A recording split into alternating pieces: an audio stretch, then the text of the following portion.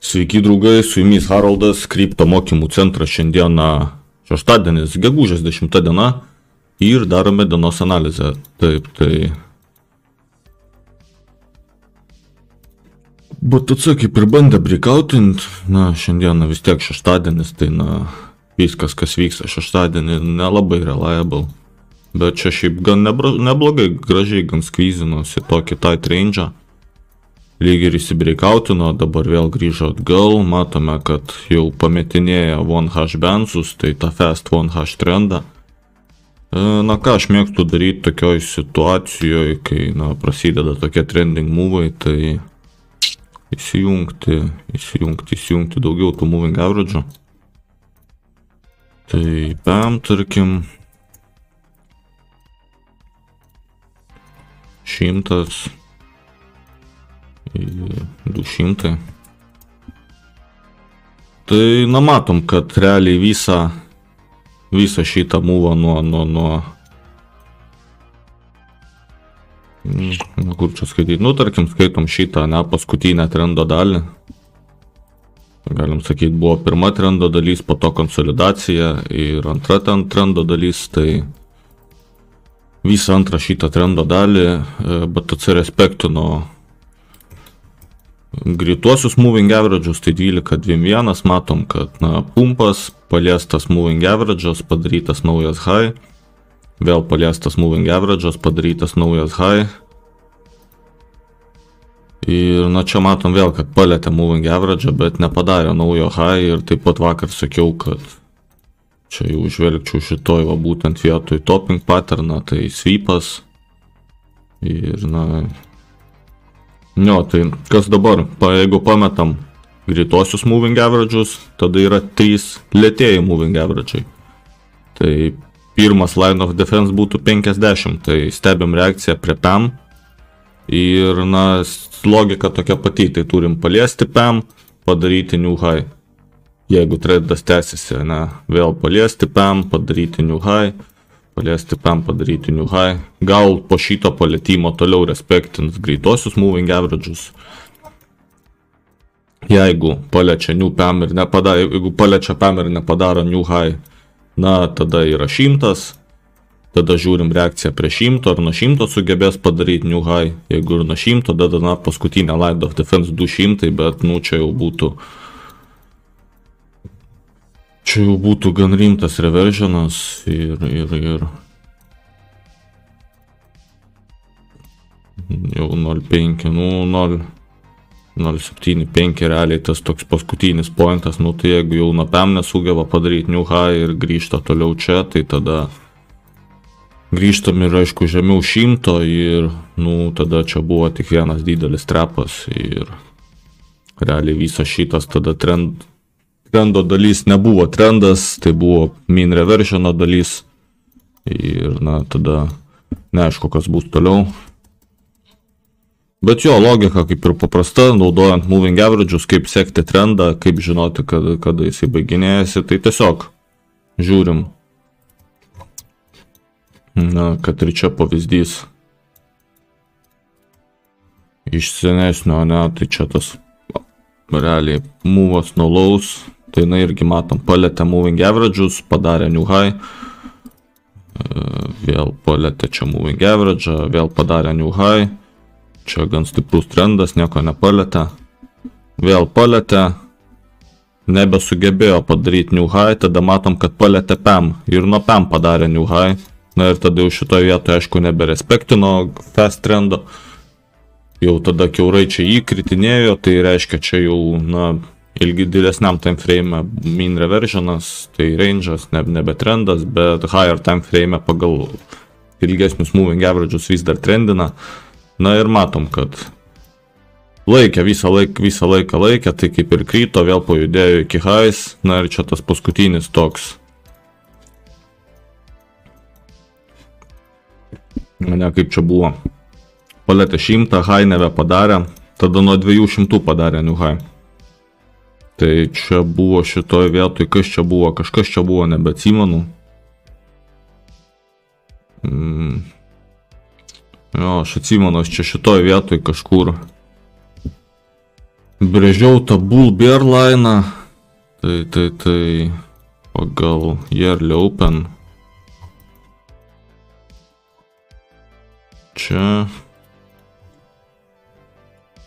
Ir jo, atsimenu puikiai šitoj vietoj dariau video ir sakiau, kad kaina kaip ir nukryto, net nesugebėjo paimti šito liquidity ir tik pusvalandį pasilaikė žemiau Yearly Open ir grįžo atgal ir tada dar palėtė 200 ir nuo 200 padarė new high.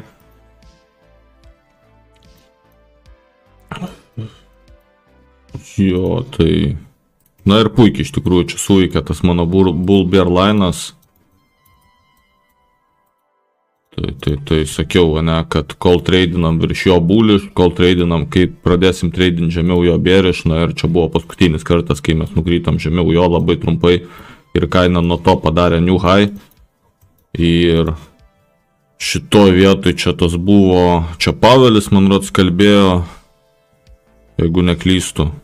Kažkas čia irgi buvo, kad marketas bandė crashinti, nesucrashino. Irgi grinai atsimušė nuo Yearly Open ir nuo to davė stiprų pušą į viršų. Tai puikiai suveikė toks mano Bull Bear line'as. Ir. Jo. Daugiau kaip ir nieks nesikeičia nuo vakarykščio video.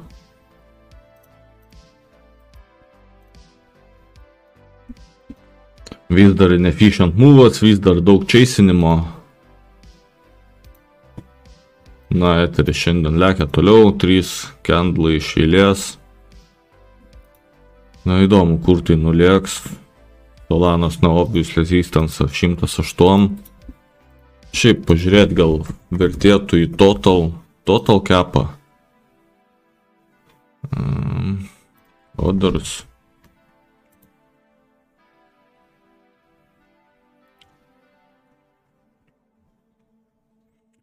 Jo, čia kaip ir galima išvelgti bottoming patterną, ir obvious resistance'as, tas nuo 2.9 iki 300k, tai manau pasieks orders cap'as šitą levelį, o čia jau žiūrėsim porą pefų tada, arba sukrysim į high ir low ir pradėsim kažkokį tokį formuoti kaip ir trikampį ir po to įsibreikautinsim, arba kiaurai praeisim. Tas kiaurai praėjimas man gal ne tai, kad nesakau, kad taip negali būti, bet tada reikia žiūrėti, ar sugebės čia užsisuportinti. Jeigu nesugebės čia užsisuportinti ir taip tiesiog kiaurai sukrys, tai čia bus labai daug užtrepinta visų. Ir nežinau tada kokie šansai kitas iki prasimušti, nes tada čia bus, tiesiog visi, kas čia užtrepinti, čia mėgins exitinti. Ir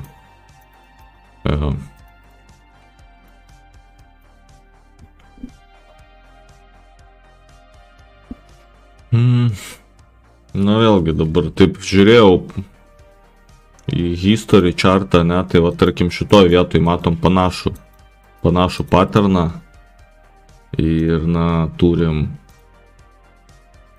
irgi čia tipo tą rezistansą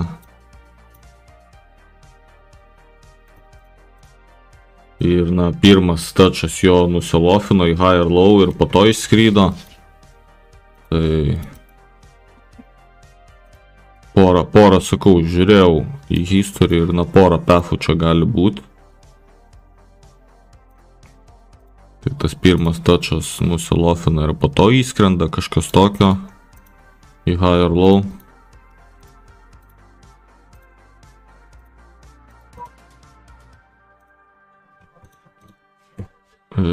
Kitas pefas iš bear marketo. Turiu jo čia. Ten. Ar ne? Jo, čia irgi panašiai, kai paliečia ir po to sukrenta į naujus lows. Kažkas tokio. Tas toks panašus bottoming patternas kaip ir, bet sugeba pajudėti iki rezistanso ir po to sukrenta į naujus lows.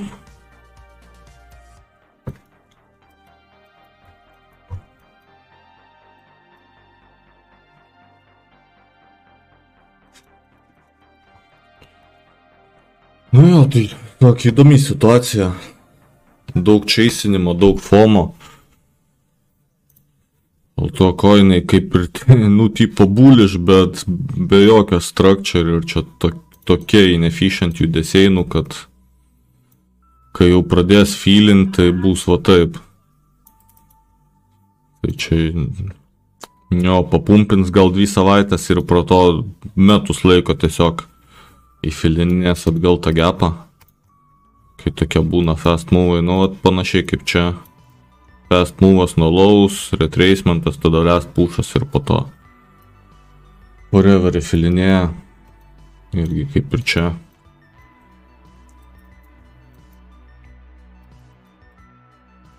Sakau, nelabai kas keičiasi nuo vakarykščio video, tai vis dar esu labiau bearish negu bullish ir nesakau, kad čia negali viskas kilti, gal aš ir klystu, bet tiesiog žiūrint į chartų structure ir į sentimentą, man tai labai panašu į tiesiog bear market rally. XMR juda neblogai. Toks breakoutas gali veikti, nes pažiūrėkit, kas buvo prieš tai. Kiek čia nuo 4,5 mėnesiai visiško sideways, treidinama virš praeito base ir bandyta nusilofinti. Va toks breakoutas jisai navelit ir jeigu palygintume tai tarkim su eteriu, kur eteris tiesiog iš visiškos mirties, visiško downtrendo, be jokio realiai sideways, tiesiog pisa beleką. Nematau, kaip čia gali judėti kažkur, nesakau, kad čia subirės iš kart. Palies kažkurį iš šitų obvious liquidity levelių, gal bus kažkaip taip, ir viso, ir tada toliau, ir tada labiausias geriausias jūsų betas, kad eteris padarys higher low. Padarys higher low ir pradės čia smaukytis ir šitas low buvo de-low, karočiui, ir žemiau niekad nebeisim. Ir tipo čia pradės statytis naują base ir kažkada išsibreakautins ir va tas kitas breakoutas galima jom tikėti. Bet dabar, sakau, short squeeze jie gali nuskvizinti labai aukštai, bet jie lygiai taip pat greit ir subirės atgal. Ir visi chartai panašiai atrodo. Solana nuo šiokį tokį base pasistatė, bet irgi ne kažką. RX-as, tarkim, judėjo gan ilgai sideways irgi, jau 5 mėnesius juda sideways, ir jeigu bus RX rimtas breakoutas, tai tada jo galima tikėti. Viskas kitkas čia, tiesiog bear marketo rally. Iš visų šariniai koinai.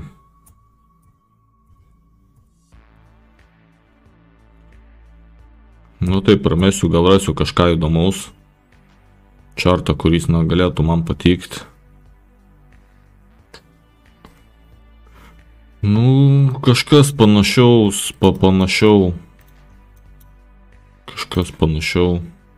į sideways.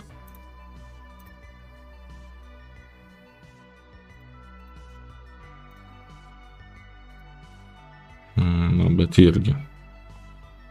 Kaip ir gerai įsipintas tas low. Bet vėlgi, čia šitoj vietoj, tarkim, šitas koinas man būtų įdomus tikrai tik tai įsibreakautinus virš 7.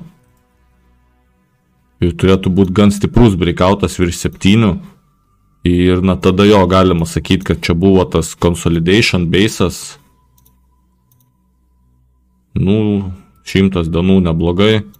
Ir tada gal ir gali paraninti jisai toliau. Bet dabar, tiesiog, dabar kas, tarkim, ant šito koino vyksta, tai tiesiog yra mid-range. Yra range high, range low. Na ir viskas, ir dabar mid-range. Ir mid-range, nu, nedaromi jokie tradeai. Tai tu arba lauki breakouto iš range. Ir arba, jeigu labai impulsive judesys, na, kažkokia tai high ir low. Man higher time frame pullbacko kažkokio tai šito vietoj metiesi. Arba čia bus tiesiog rezistansas ir jisai sukrys atgal žemiau. Iki range low.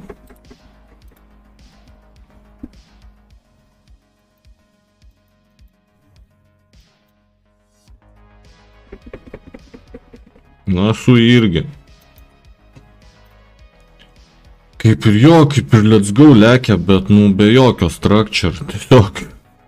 Iš downtrendo tiesiog. Čia buvo gan rimtas downtrendas, ne taip, kad inefficient į apačią. Čia su pullbackais rimtas geras downtrendas ir tiesiog short squeezas. Antras pušas, gal dar vienas pušas ir manau, taip ir bus. Na ir šiaip, tarkim, žiūrinti BTC, taip pat šiandieną žiūrėjau, labai man visas va šitas dalykas, kas dabar vyksta, labai man primena va šitą visą dalyką, kas vyko 2021, būtent iš structure. Tai šito aš nepavadinčiau, niekaip nebūčiau pavadinęs, kad tai buvo kažkas panašiai kaip čia. Galim pažiūrėti, ne? Tai tarkim, čia mes turėjom clear topping patterną. Tai čia turėjom ir sweepą, du sweepus realiai turėjom, čia toks kaip triple topas gavosi.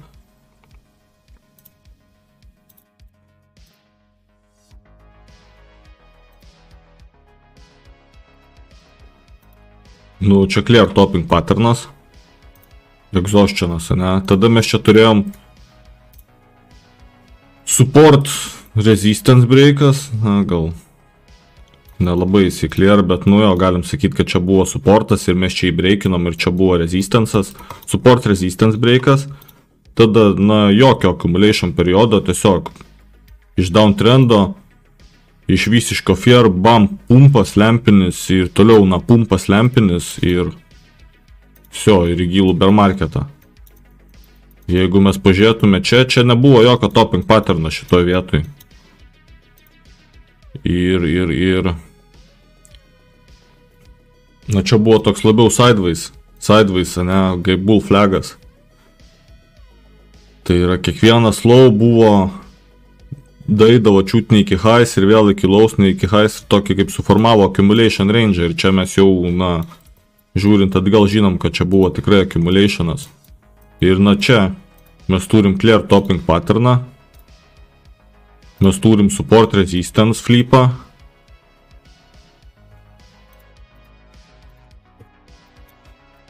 Mes turim, na, downtrendą, iš downtrendo mėnesis realiai sideways. Ir tiesiog lempinis pumpas nuo lows. Nu, labai man primena va šitą situaciją ir, na, kad mes esam kažkur čia. Tipo pullbackas, tipo į high low, tipo let's go vėl šitoje vietoje ir gal pajudės iki highs, gal į sweepins highs ir tada į forever bear marketą, na, ne į forever, bet į ilgą. Tai labai matyčiau kažkokį tokį pathą, ne, na čia pullbackas į high low. Vėl pradeda kilti viršų, čia prasideda chaseinimas, dapušina kainą iki highs, gal net įsweepina highs, na ir viso gero. Viso gero. Nu, vat kažkoks toks man variantas, nu, būtų labai logiškas iš tikrųjų. Sakau, vėlgi pasikartosiu, na, kad breaking high, all time high, reikia naujo kapitalo, reikia naujų playerių, na, reikia labai daug visko. Ir, nu, tiesiog, nesakau, kad taip negali būti, bet, nu, tikimybė labai maža. Taip, tai toks video šiandieną ir susitiksime rytoj.